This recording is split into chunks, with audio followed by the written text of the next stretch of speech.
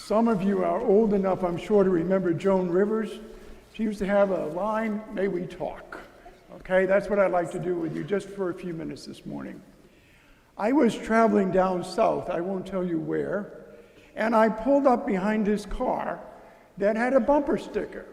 And the bumper sticker said, "Honk if you love Jesus." So I said to myself, okay. So I honked. And the guy turned around and gave me the finger. Go figure, right? I assume it was the wife's car. So in any event, why do I tell you that story? Well, because you know it's so easy to say I love God, right? It's 3 words. I love Jesus. But how do I love him is the real question. We're about to have Thanksgiving. And like a lot of times in families, they can be great celebrations and they can be very tense. I live with a priest, and I used to say to him, "Jack, they cannot nail you for what you don't say." Sometimes the best gift to give at Thanksgiving or at Christmas is silence. When I used to play baseball, the coach used to say to us, "Now listen, the object of this game is to get on base. The team that gets on base the most wins the game." Now there are 3 ways to get on base. One is with a hit, and the other is with a ball. And the trick is to know which pitches to swing at and which pitches to let go. I don't think that's a bad prescription for life. Or as Pope John the 23rd used to say, observe everything, correct a few things, and ignore most things. So when you're sitting at home at Thanksgiving, 2 things I would share with you.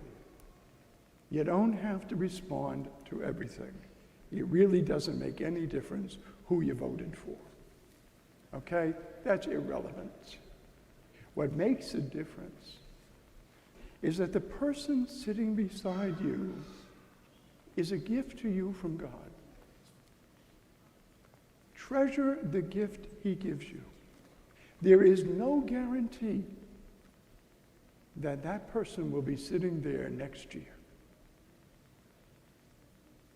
Don't go through life with guilt.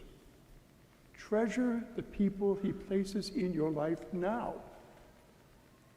Don't wait till they die to tell them how much you love them.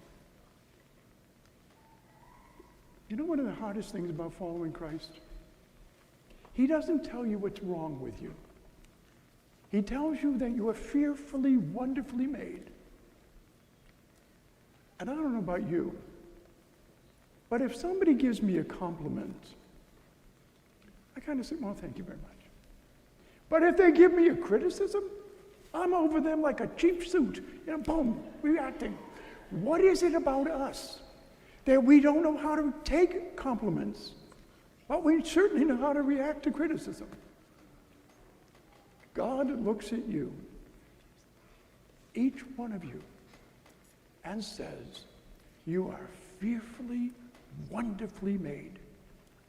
You are precious to me. You are my son. You are my daughter. You are my friend. Focus on the compliment. And never mind what other people think about you. Public opinion is what landed Jesus on the cross. It's often wrong. But what God knows about you never changes. You are good enough for him. Now, I'm sure you're all going to see The Sound of Music on TV this week. They play it all the time. But there's a great line in there. A bell is not a bell until you ring it. A song is not a song until you sing it. And the love in your heart wasn't put there to stay. Love is not love until you give it away. Do you love Jesus? Don't honk your horn. Give it away. I know there are some announcements, aren't there, Deacon?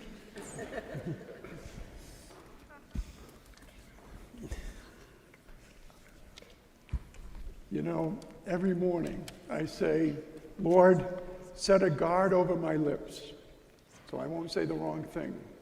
And every night before I go to bed, I say, where were you, in Aruba? Okay. It happens, all right?